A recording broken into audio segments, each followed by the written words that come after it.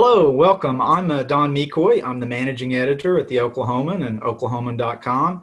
And I'm joined today by Nuria Martinez Keel, who is our education reporter. And we're going to talk about Epic Charter Schools, which has been in the news a lot lately. I mean, Epic has been around for several years. It's an online public school, and it has in recent years had tremendous growth that just exploded this year with COVID and people looking for alternatives for their kids. And it's now the largest school system in the state of Oklahoma with over 60,000 students. And they've been in the news a lot lately because there's been an investigation ongoing, and we're starting to see some of the results of that, some of the outcomes. And so, Nuria, I just wanted you to kind of catch us up a little bit with what's happened most recently with Epic Charter School. Yeah, like you said, it's such an ongoing story, and there's so many twists and turns to it. I guess the best place to start is with the report from the state auditor and inspector's office. That was earlier this month, and it basically was an investigative audit of Epic Charter Schools' finances, and it reported widespread financial misconduct. And so this week, we're really starting to see the fallout from that, and what some of the agencies that are supposed to be overseeing Epic and holding them accountable, how they're responding to that.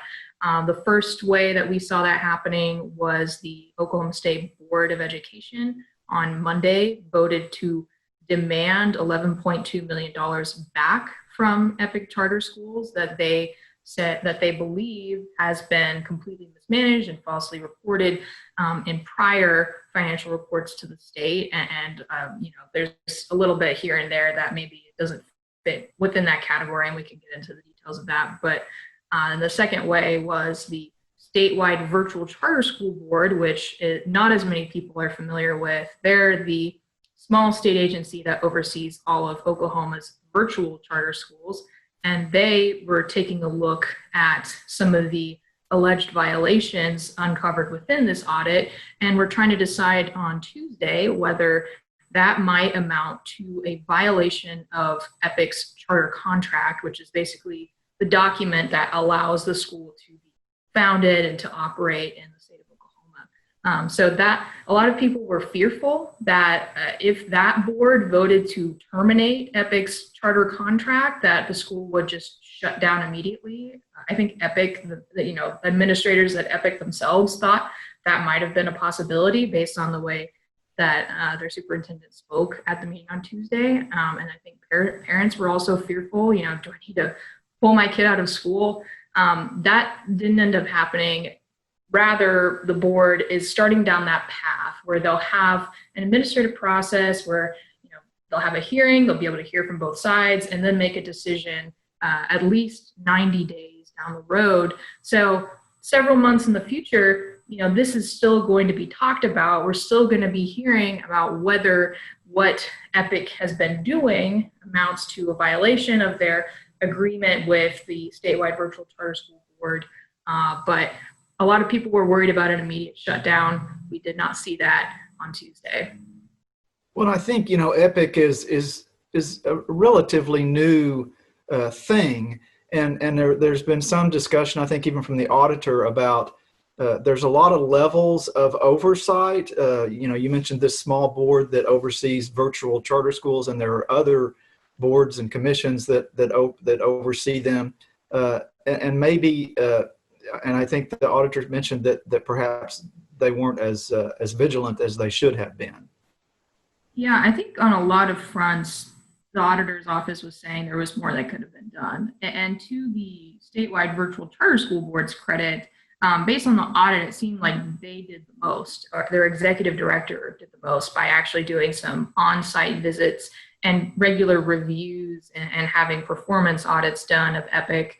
But the audit said there was a lot more that the State Department of Education could have done. That not that state law is failing, but they said it was, quote, ripe for potential abuse. And part of that is virtual charter schools are so new, and the laws surrounding them have not had the time to develop and become quite as far-reaching and comprehensive as the laws surrounding traditional schools, which have been around for hundreds of years. So there's so many different categories within this auditor's report that point out areas where oversight could have been better. And it sounds complicated when you think about all of the agencies that have this responsibility looking over EPIC, or this board looking over EPIC. And it makes you think, well, how could this slip through all of these different boards that are supposed to give oversight? And I think the state auditor's office made it very clear that there was more that could have been done. A lot of financial reports were taken at face value and were accepted as estimated reports and not as exact figures, which the auditor's office says might violate state law. You're not supposed to make approximations in your financial reporting to the State Department of Education that's supposed to be exact. But with these financial reports, there apparently was a lot of gray area, and allegedly EPIC might have abused that. And I think, EPIC has often defended itself by saying, we kind of upset the apple cart in education in this state. We are new on the scene, and we have, mastered this art of virtual education, and a lot of people like it. And now we are meeting a need that so many people have, especially in this pandemic. And, people don't like us. They don't like that we're taking their students. They don't like that we've, come onto the scene and grown so quickly. And so people are kind of out to get us because, we kind of have taken over in some respect. So it's interesting, that dynamic. I don't think EPIC totally shies away from that when they say, people don't like us because we're so new and so innovative. Well, and I know I've heard from parents of students, and I'm sure you've heard a lot, who are huge fans of EPIC, that this works for my kid. This is a fantastic school. And there was some concern voiced by parents at that meeting that you mentioned, and nothing dramatic happened at that meeting, but could happen starting in January when this hearing begins. I mean, where do you think parents should be right now with their kids who are EPIC students? I mean, we've got 60,000 students here. Yeah, so the first thing I would say is the statewide virtual charter school board does not seem like they want to interrupt in any way the education of so many students, especially the largest school district in the state. So I don't think that's their intention. I don't think they're going to be looking to just shut everything down and pull out the rug underneath so many students and families, and not just students, but EPIC has 2,100 employees who rely on that school district for their livelihoods. That's what the superintendent, Bart Banfield, pointed out. He said, I want you to pause and think of them when you're making these decisions. And so I would caution everybody to think that, I don't think, and, again, this is just my opinion, but based on being at that meeting on Tuesday, I don't think they're going to shut everything down immediately. And so I know a lot of parents were afraid of that happening, but I think there was, based on what the board member said, that this is not a single event, this is a process.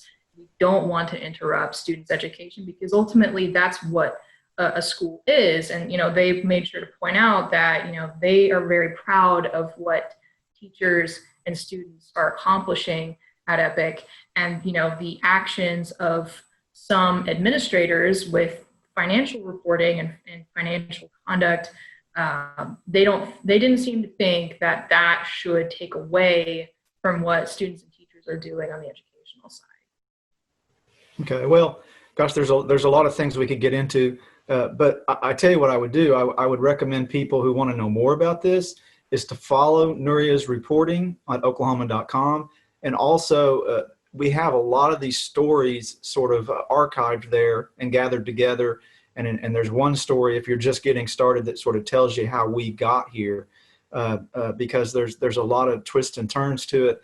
It's a fascinating topic that affects a lot of Oklahomans, and we're going to continue to stay on top of this story going forward.